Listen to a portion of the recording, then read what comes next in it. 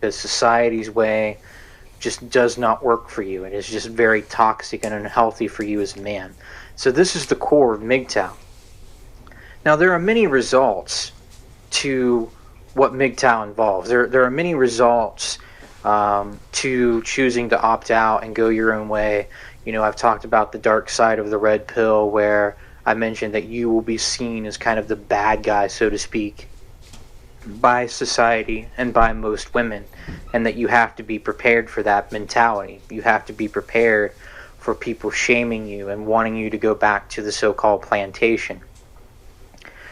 But one of the things that I want to talk about in this particular video, or the thing that I want to discuss in this particular video, is that I found that after I've gone Mgtow, I really have developed a lot of indifference toward the goals, the desires, and the opinions of women. And I think that is the natural outcome for how men, that is the natural, I guess, development for how men view women as a whole. Once they decide to opt out of just being, a guest in your own home, just being basically a servant to society, where you aren't respected, you're told that you have toxic masculinity, you're not allowed to see your own kids, you can get thrown in jail on a whim from whatever a woman claims that you've done. Once you reach this point and you go Mgtow, caring about what women's issues involve and listening to their opinions really becomes, I think, something different than what it is before you take the red pill and go your own way.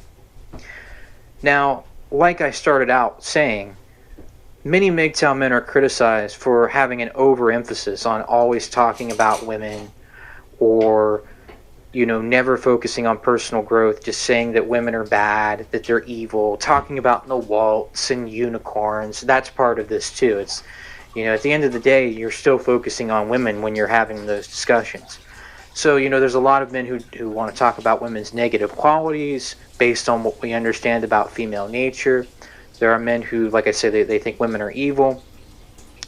And, it's important to understand these things. It's important to understand male and female nature. It's important to be aware of the argument of, are women generally evil? Are they born evil? Are they not evil? Or, are there nawalts? These kinds of arguments are important just because you have to understand the truth before you can really accept it. But there is merit to the criticism that many Mgtow, especially Mgtows who, want to comment by saying women are just evil, and they don't really say anything else other than this, or producers who just all they do is talk about how this person's a feminist and that person is, blue pill. And it's at the end of the day, that can only go so far.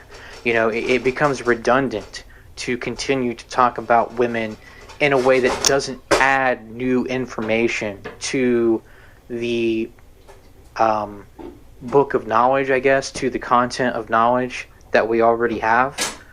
And as a result, this does become just kind of not optimal as far as what Mgtow can be for the individual man. If you identify yourself as Mgtow by just saying that you hate women, or that discussing women all the time, then women still have a great deal of power over you. And again, it's just not helpful to constantly concentrate on what women are saying and doing.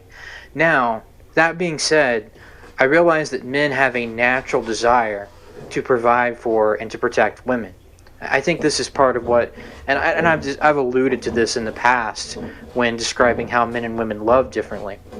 I think that this is a part of just human nature. This is a part of how we've succeeded as a species.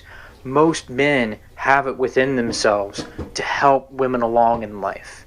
I know that as Mgtow, we're opting out of that to a large extent, but we still have it within ourselves to actually care about what particular women think, if we choose to do so.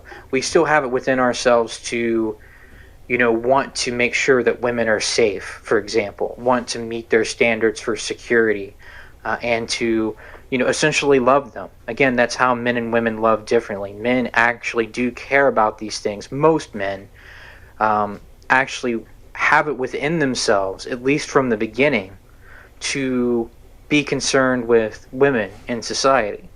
In fact, that's how women got the right to vote to begin with, was because men listened to them and, basically decided that they just deserved the right to vote because it was something that, we wanted them to have. It was a big mistake as far as I'm concerned.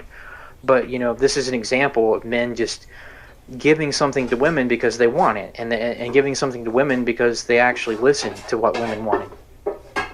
However, today we've reached a stalemate because we have a gynocentric society that has an endless list of ridiculous expectations from men.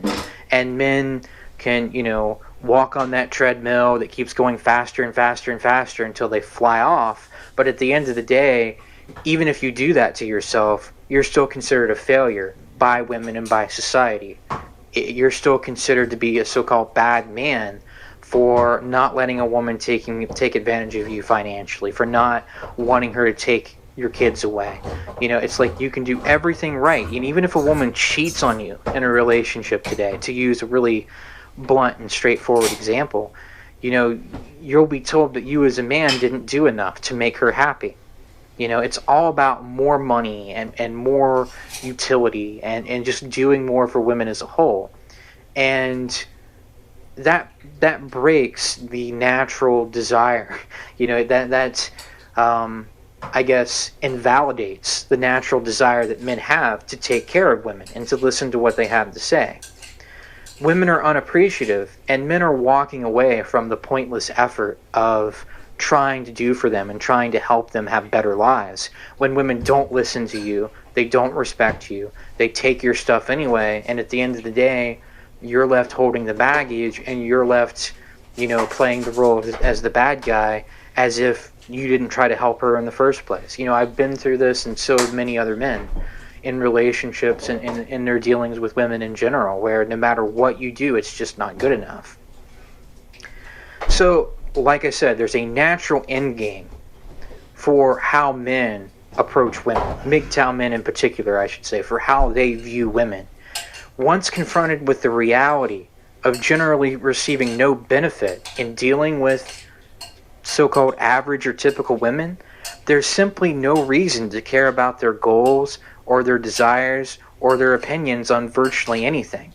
Because no matter what you do as a man, the end result's the same anyhow, as a whole. In the long run, you just have no sort of benefit or reward for actually giving a crap about women's opinions or their views or their goals or anything about them, really.